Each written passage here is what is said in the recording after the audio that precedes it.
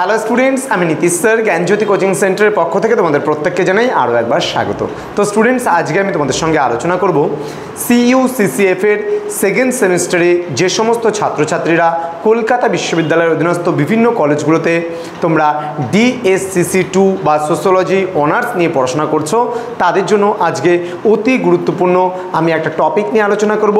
সেটা হচ্ছে features of family, অর্থাৎ পরিবারের যে বৈশিষ্ট্যগুলো রয়েছে, ক্যারেক্টারিস্টিক্সগুলো রয়েছে, সেই পরিবারের ক্যারেক্টারিস্টিক্সগুলো নিয়ে কিন্তু আজকে আলোচনা হবে। ক্লাসটি শুরু করার পূর্বে প্রতিদিনের মতো আজকেও বলবো, যারা এখনও পর্যন্ত আমাদের চ্যানেলটিকে সাবস্ক্রাইব করোনি তারা অবশ্যই আমাদের চ্যানেলটিকে সাবস্ক্রাইব করে পাশে থাকা বেল আইকন অল প্রেস করে দাও। ইতিমধ্যে আমাদের এই চ্যানেলে 230+ স্টুডেন্টস কিন্তু অলরেডি আমাদের চ্যানেলের সঙ্গে যুক্ত হয়ে গেছে। তো তোমরাও তাড়াতাড়ি যুক্ত হয়ে যাও এবং বন্ধুবান্ধবের সঙ্গেও ভিডিওগুলো অবশ্যই শেয়ার করো। আমরা এটাতে বিশ্বাস রাখি যে বিন্দু বিন্দু দিয়ে সিন্ধু পূরণ হয়, অর্থাৎ তোমাদের এই একটা শেয়ার দিয়েই কিন্তু একটা সময় পরে আমরা প্রচুর সাবস্ক্রাইবার এবং প্রচুর স্টুডেন্টরা এই চ্যানেলে কিন্তু পাবো। তো শুধুমাত্র সেকেন্ড এবং ফোর্থ দিয়ে শুরু করেছি, এবার ফার্স্ট কিছুটা করেছিলাম কাজ। তো এইভাবে কিন্তু ধারাবাহিকভাবে এখন তোমাদের ক্লাসগুলো আমাদের চ্যানেলে আসছে। প্রতিনিয়ত বিষয়গুলো বুঝতে হলে আমাদের চ্যানেলটিকে অবশ্যই সাবস্ক্রাইব করে পাশে থাকা বেল আইকন অল প্রেস করে রাখো। এবং DSCC সোশ্যোলজির যদি অল নোটস তোমরা পেতে চাও, ক্লাসেসগুলো রেকর্ডেড ভার্সনে পেতে চাও, তাহলে অবশ্যই যোগাযোগ করবে আমাদের অফিসিয়াল নাম্বার 7076398606 নাম্বারে অথবা 6295916282 নাম্বারে। তোমাদের টোটাল কোর্স ফি রয়েছে তোমাদের এই সাধ্যের মধ্যে শুধুমাত্র 99 রুপিসের বিনিময়ে তোমরা পুরো সেমিস্টার আমাদের কাছে পড়তে পারো। এটা কিন্তু কোনো জোকস নয়। দেখো, একটা স্মার্ট বোর্ড যার দাম প্রায় 1,20,000 টাকা, এটা কিন্তু এমনি এমনি করিনি, তোমাদের পড়ানোর জন্যই নিয়েছি। কোনো ফেকভাবে কিন্তু নেই আমাদের চ্যানেল বা আমাদের ইনস্টিটিউট। তোমরা গুগলে সার্চ করে দেখতে পারো, গুগল ম্যাপে জ্ঞানজ্যোতি কোচিং সেন্টার লিখে ডিটেলসে দেখিয়ে দেবে। www.gyanjyoti.info লিখে যদি সার্চ করো, আমাদের কোন কোন টিচার, তাদের কি যোগ্যতা রয়েছে, সমস্ত কিছু জানতে পারবে সেখান থেকে, এবং তারপরে অ্যাডমিশন নাও।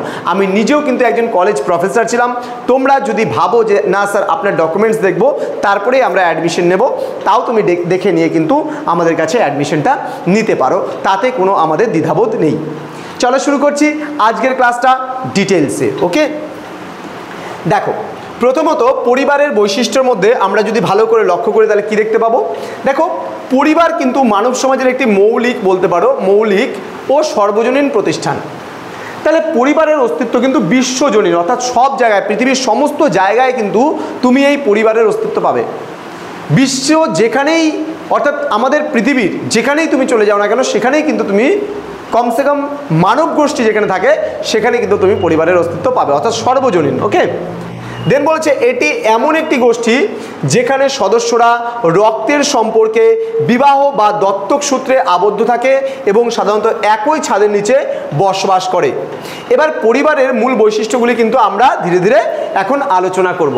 ওকে, কি আছে দেখতেই পাচ্ছ, এখানে একটা ছবি দেখতে পাচ্ছ, হয়তো বাবা মা তার 2 সন্তান নিয়ে গড়ে ওঠে একটা ছোট্ট পরিবার, এবং যৌথ পরিবারগুলো আরও বড় হতে পারে, আরও বৃহৎ হতে পারে, সেখানেও কিন্তু আমরা পাবো দেখতে।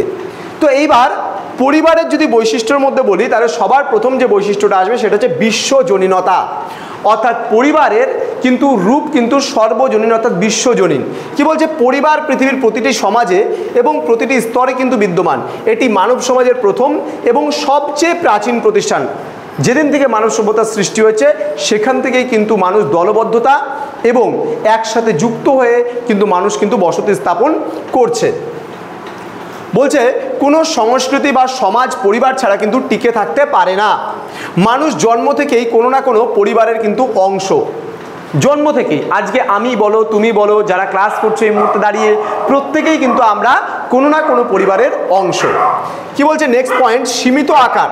এবার পরিবার কিন্তু খুব বৃহৎ আকারের বা খুব বড় কিন্তু হয় না, পরিবারের আকার কিন্তু একদম সীমিত, কিছু সদস্য নিয়ে গড়ে ওঠে একটা পরিবার। কি বলছে, পরিবারের আকার সাধারণত সীমিত হয়। এটি মূলত জৈবিক সম্পর্কের ওপর ভিত্তি করে গঠিত, যা এর সদস্য সংখ্যাকে সীমিত রাখে। একটি পরিবারে সাধারণত স্বামী স্ত্রী এবং তাদের সন্তান সন্ততি থাকে, যদিও এটাকে আমরা যৌথ বলবো। যৌথ পরিবারে এর আকার কিছুটা বড় হতে পারে, তাহলে যৌথ পরিবারে তার আকৃতিটা কিছুটা বৃহৎ আকারের কিন্তু হতে পারে। ওকে, আমরা পরবর্তী পয়েন্টে চলে যাব আবেগপূর্ণ ভিত্তি। কি বলেছে দেখো, আবেগপূর্ণ ভিত্তিতে বলেছে আবেগ, এখানে আবেগ অনুভূতিগুলো কিন্তু কাজ করে পরিবারের মধ্যে। কি বলছে, পরিবারের সদস্যদের মধ্যে সম্পর্ক অত্যন্ত গভীর এবং আবেগপূর্ণ। প্রেম, স্নেহ, মায়া, মমতা, সহানুভূতি এবং পারস্পরিক যত্ন, সহযোগিতা পরিবারের কিন্তু মূল ভিত্তি। আমার অসুস্থ হলে আমাকে সেবা শুশ্রূষা কে করে? আমার পরিবার। আমার যখন ক্ষুধার্ত অবস্থায় থাকি আমি, তখন আমাকে খেতে দেয় কে? আমার পরিবার। তাহলে এইভাবে পরিবার কিন্তু মানুষের যত্নের একটা জায়গা, অর্থাৎ তোমার পরিবার তোমার যত্ন নেবে, তুমি তোমার বাবা মার যত্ন নিচ্ছ, তোমার বাবা মা তোমার যত্ন নিচ্ছে, এইভাবে করেই কিন্তু একটা পরিবার কিন্তু গড়ে উঠতে পারে। দেন বলছে যেন প্রবৃত্তি, সন্তান প্রজনন, প্রতিপালন এবং পিতামাতার স্নেহ মমতা এই আবেগের জন্ম দেয় এবং পরিবারকে কিন্তু টিকিয়ে রাখতে সাহায্য করে। দেন গঠনমূলক প্রভাব। কি বলেছে, এই গঠনমূলক প্রভাবে পরিবার মানুষের চরিত্র ও ব্যক্তিত্ব গঠনে সবচেয়ে গভীর প্রভাব ফেলে। একজন ব্যক্তি জন্ম থেকে মৃত্যু পর্যন্ত পারিবারিক পরিবেশে কিন্তু বেড়ে উঠতে পারে। শৈশবে অর্জিত পারিবারিক মূল্যবোধ, আচরণ এবং মানসিক প্রবণতা ব্যক্তির ভবিষ্যৎ ব্যক্তিত্বকে কিন্তু প্রভাবিত করে। এটি শিশুদের সামাজিকীকরণের বা সোশিয়ালাইজেশনের প্রাথমিক মাধ্যম।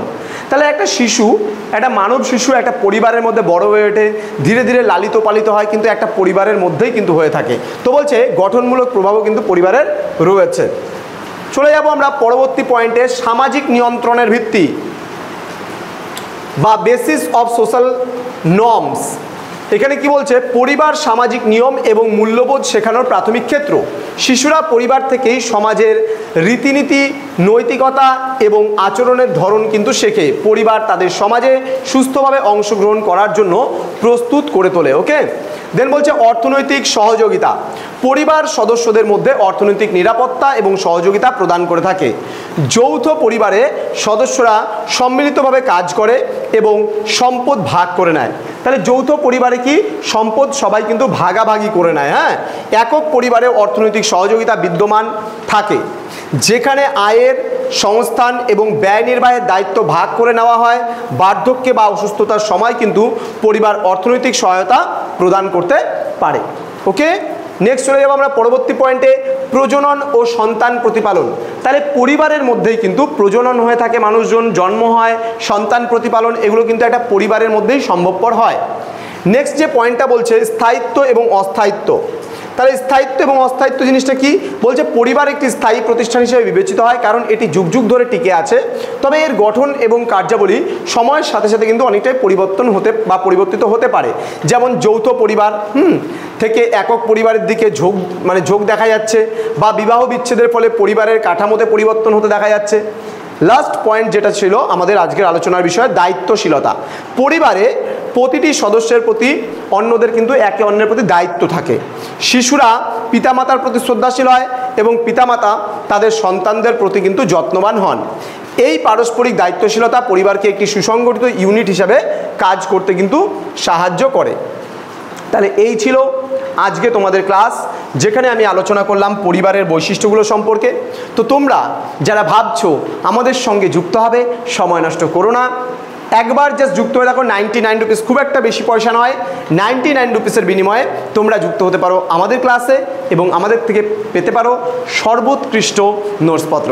দেখা হচ্ছে খুব তাড়াতাড়ি আরও একটা নতুন ক্লাস নিয়ে তোমাদের সঙ্গে। তোমরা প্রত্যেকেই ভালো থেকো, সুস্থ থেকো। Thank you so much, thanks for watching. After all, thank you.